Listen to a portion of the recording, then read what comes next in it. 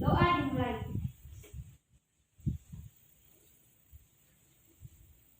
Doa selesai.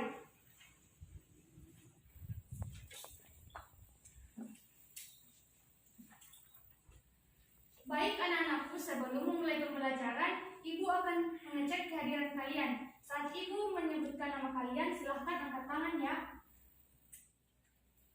Abdul Kamal, hadir? Hadir, Bu. Muhammad Amin, Hadir, Bu. hadir. Fitra Alfidia, hadir Bu. Nur Fahmi Amalia, hadir Bu. Nurfika Priani, hadir Bu. Baik, Ibu rasa semuanya hadir ya, alhamdulillah. Nah, anak-anak sekalian, adapun materi kita pada sore hari ini yaitu klasifikasi makhluk hidup.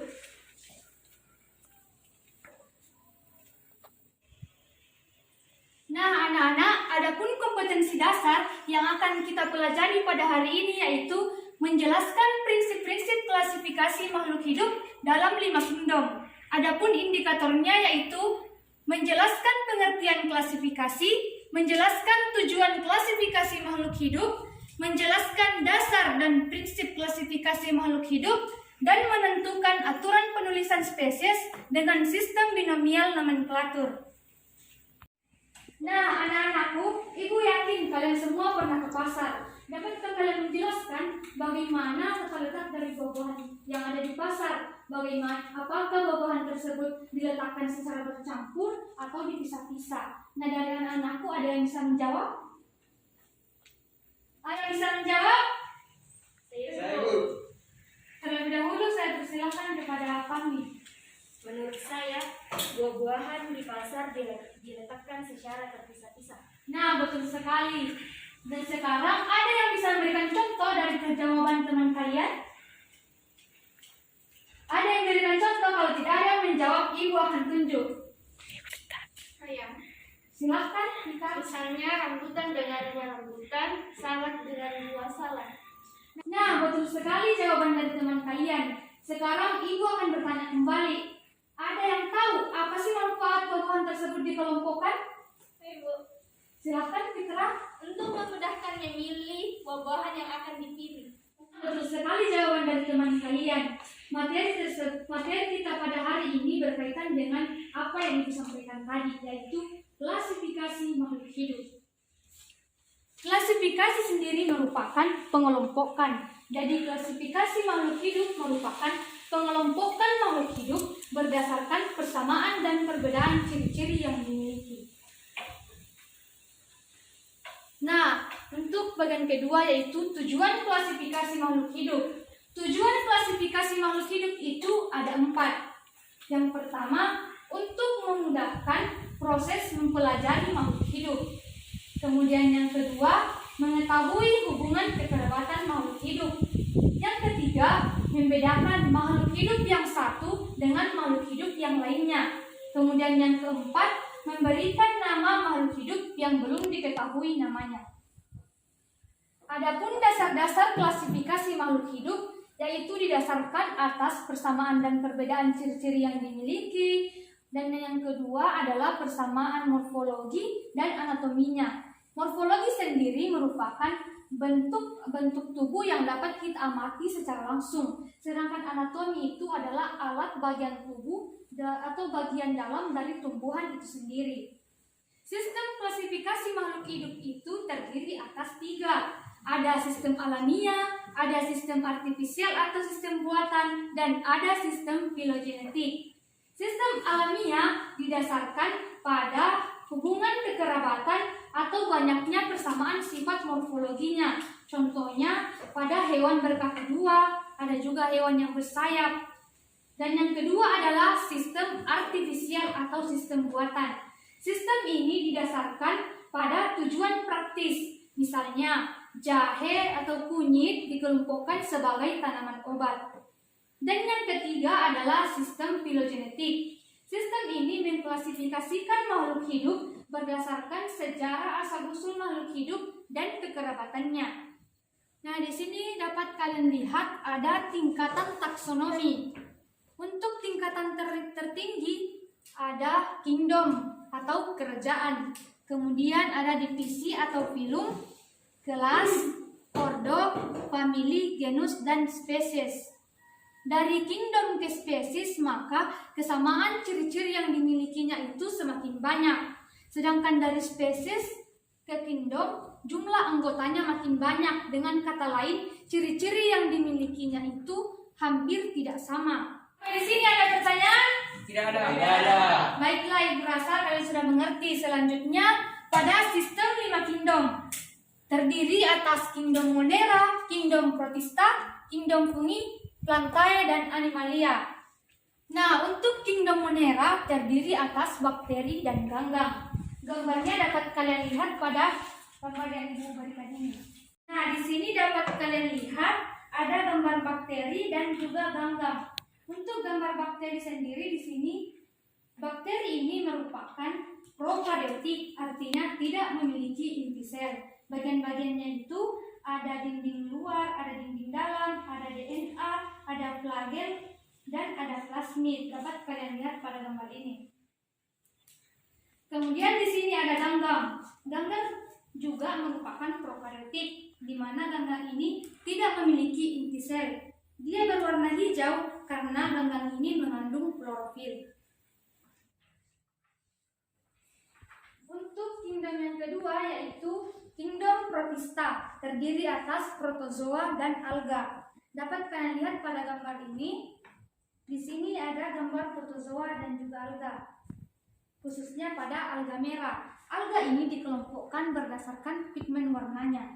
Sedangkan ciri-ciri lain dari kedua kingdom ini yaitu bisa bergerak bebas. Nah, kingdom yang ketiga yaitu kingdom fungi atau jamur. Ini merupakan contoh dari kingdom fungi atau jamur. Nah, bagian-bagian dari fungi ini sendiri yang berwarna putih seperti lapisan-lapisan inilah yang disebut sebagai hifa. Ini merupakan contoh dari kingdom fungi. Kemudian yang keempat adalah kingdom Plantae. Ada yang tahu ini gambar apa? Yang Ibu tunjuk ini adalah gambar apa? Lumut. Nah, betul sekali. Kalau yang ini? Paku. Yang ini? Nah, dari ketiga gambar ini, Ibu mulai dari tumbuhan lumut. Ada yang bisa menjelaskan ciri-ciri dari lumut ini berdasarkan gambar? Untuk lebih jelasnya, Ibu akan memperlihatkan tumbuhannya.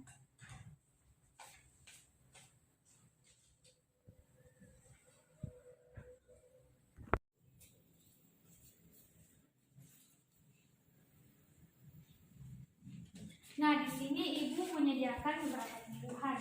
Untuk kelompok Fahmi dan Kamal, silakan amati lumut ini. Kemudian untuk Fitra dan juga Tika, silakan amati tumbuhan paku ini. Dan untuk Amin, silakan amati tumbuhan jambu ini.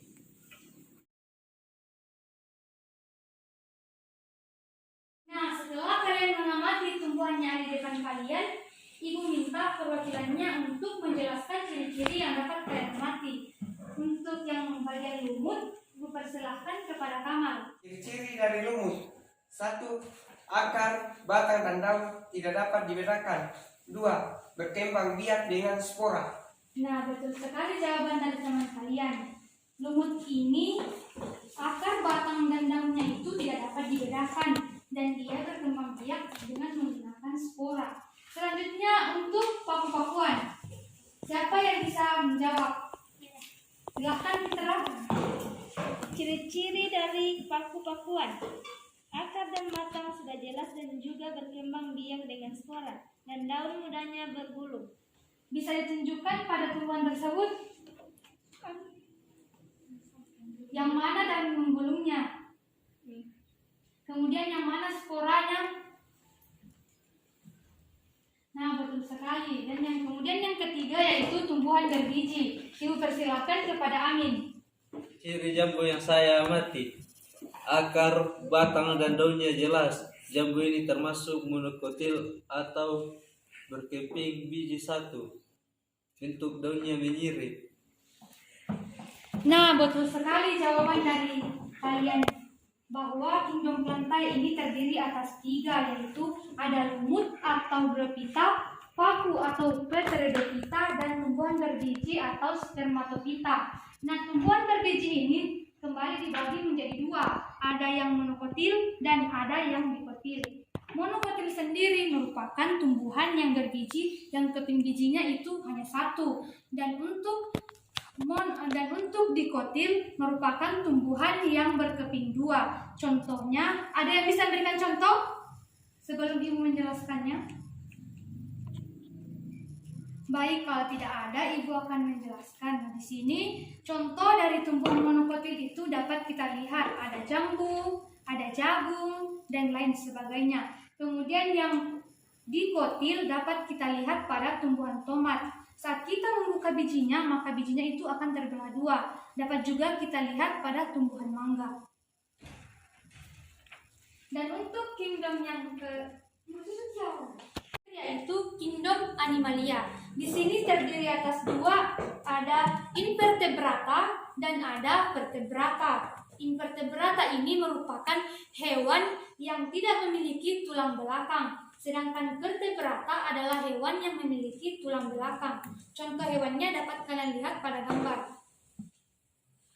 Dapat dilihat dengan jelas?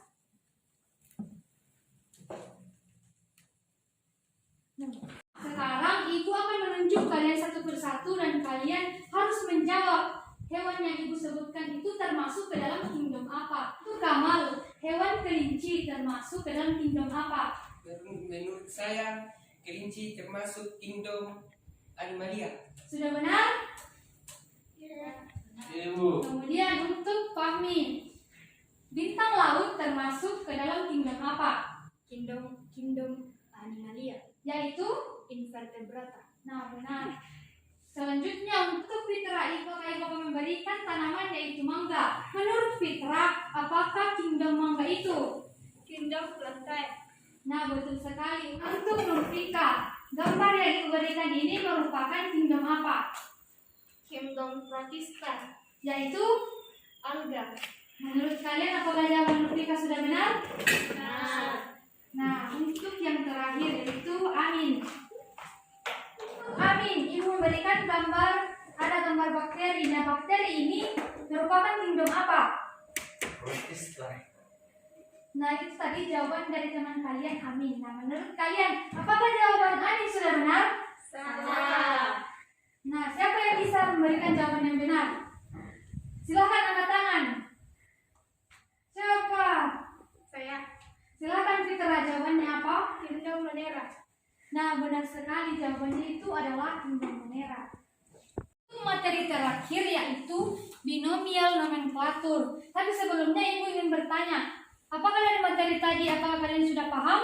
Paham. Alhamdulillah kalau begitu. Nah, sekarang kita lanjut pada aturan penulisan spesies dengan sistem binomial nomenklatur. Binomial sendiri artinya 2. Jadi, aturan tata nama binomial ini merupakan aturan penulisan nama makhluk hidup yang terdiri atas 2 kata, di mana kata pertama itu merupakan genus dan kata kedua merupakan spesies.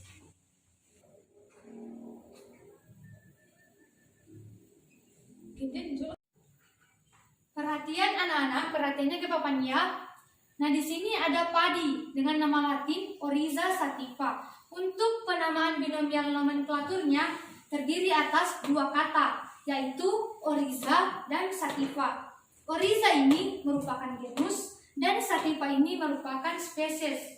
Kemudian aturan berikutnya, huruf pertama pada nama genus ditulis menggunakan huruf kapital, sedangkan untuk spesies ditulis dengan huruf kecil. Sampai sini paham? Paham. Aturan selanjutnya yaitu penulisan spesies dengan sistem binomial nomenklatur itu apabila ditulis miring maka sudah tidak digarisbawahi. Tetapi karena Ibu di sini tidak menuliskan dalam tulisan miring maka digarisbawahi, di mana Oryza kemudian garis bawah disambung dengan sativa dan garis bawah. Nah, garis bawah ini ditulis secara terpisah. Saya meminta kalian untuk latihan menulis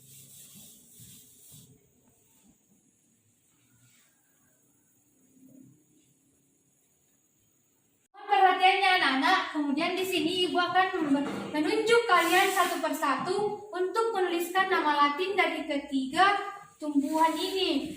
Untuk bagian mawar, ibu tunjuk Kamal. Silahkan naik menulis.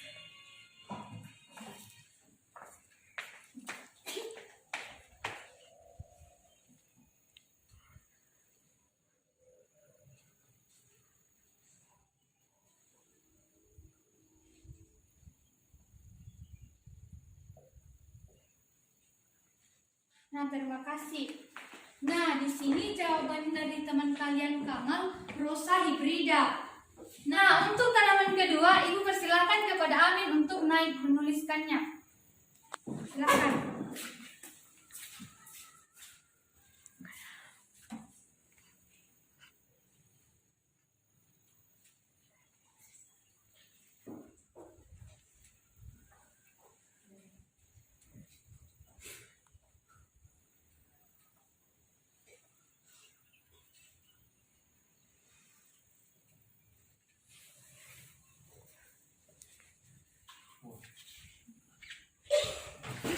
Ya, terima kasih Amin. Kemudian untuk tanaman yang ketiga yaitu pisang, ibu silahkan kepada Nurfika.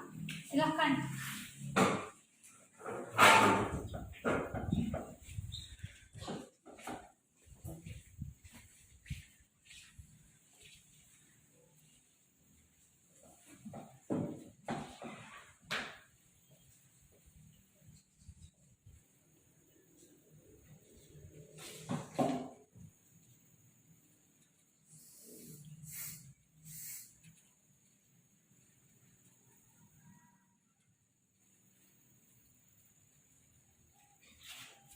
Baik, terima kasih.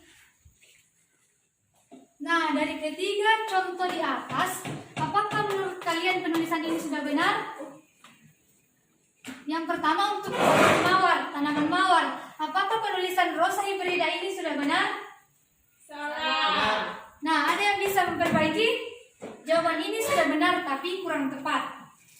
Ada yang bisa? Silahkan diterang.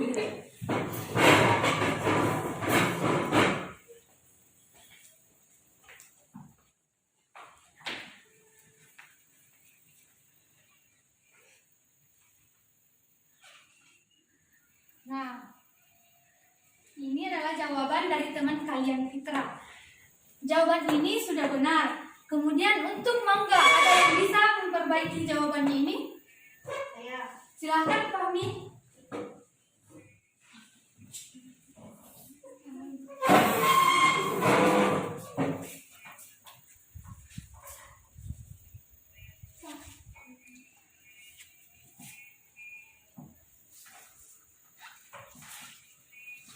Sekarang dapat kita lihat untuk nama Latin dan penulisan spesies mangga. Menurut kalian apakah penulisan ini sudah benar? Atau masih ada huruf atau kalimatnya yang salah? Silahkan kalian berdiskusi dan siapa yang bisa menjawab? Silahkan naik.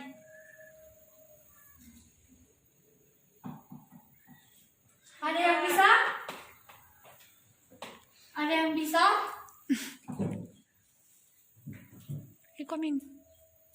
Kalau tidak ada, yang salah itu adalah tanda i. Di sini adalah huruf kapital, bagusnya huruf kecil. Kemudian untuk yang ketiga, untuk pisang, apakah penulisan ini sudah benar? Menurut ada yang bisa memperbaikinya? Ada yang bisa memperbaiki? Ibu akan berikan nilai tambah bagi yang bisa memperbaiki. Siapa? Saya. Silakan Fahmi.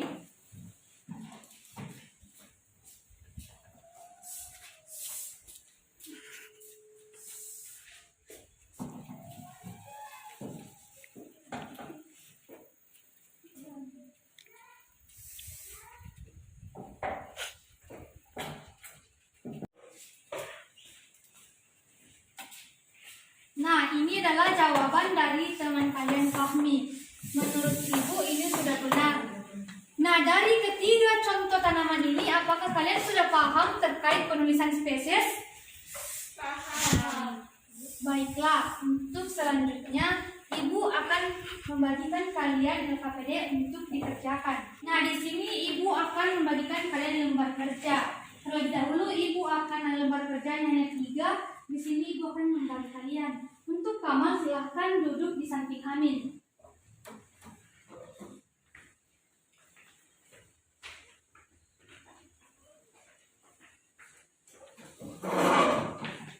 Nah, ini lembar kerja yang akan kalian gunakan. Silahkan dibaca petunjuknya dan dikerjakan. Ibu berikan waktu selama 15 menit untuk mengerjakan. Jika ada yang kurang jelas, silahkan ditanyakan.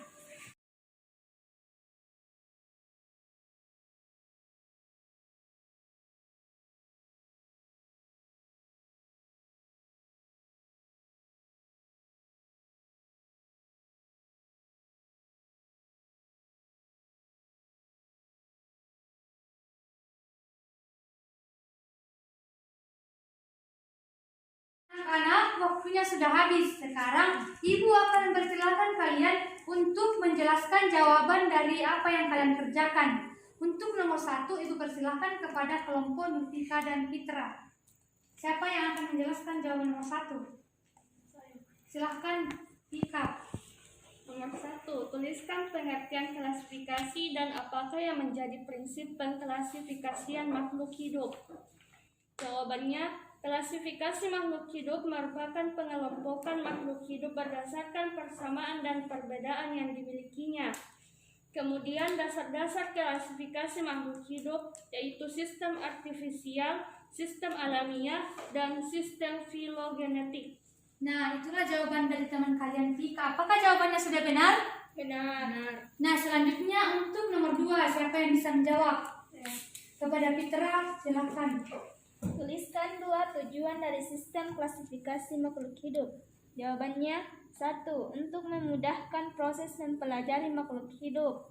2. Mengetahui hubungan kekerabatan. Nah, itulah jawaban dari Fitra. Apakah jawabannya sudah benar? Benar. Kemudian untuk soal nomor 3, kepada Amin, Ibu silakan. Jelaskan mengenai 3 dasar klasifikasi makhluk hidup. Persamaan 2 perbedaannya, hubungan kerabatan, morfologinya. Nah, itulah jawaban dari teman kalian, Amin. Apakah ada dari kalian yang bisa menambahkan jawaban dari Amin atau memperjelas jawaban dari teman kalian?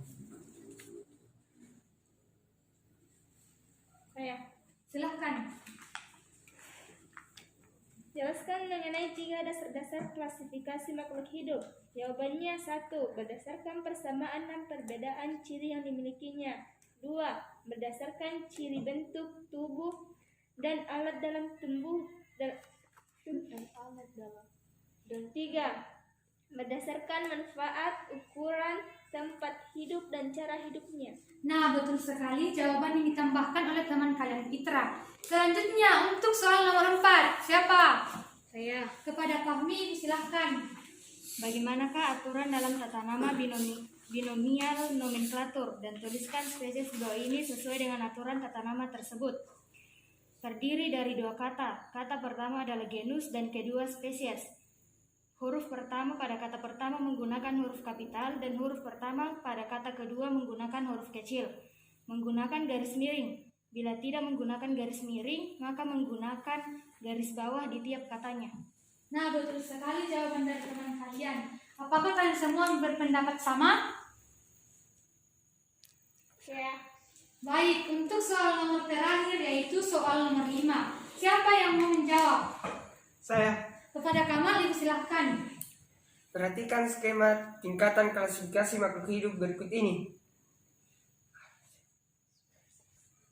Tentukanlah urutan tingkatan taksonomi makhluk hidup dari yang tinggi sampai yang terendah. Kingdom, divisi atau filium, kelas, ordo, famili, genus, spesies. Nah, itulah jawaban dari Kamal. Menurut kalian, apakah jawabannya sudah benar? Ya.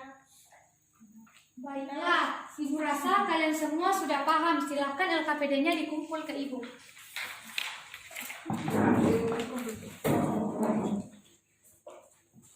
Silakan perwakilan kakak kelasnya untuk mengumpul.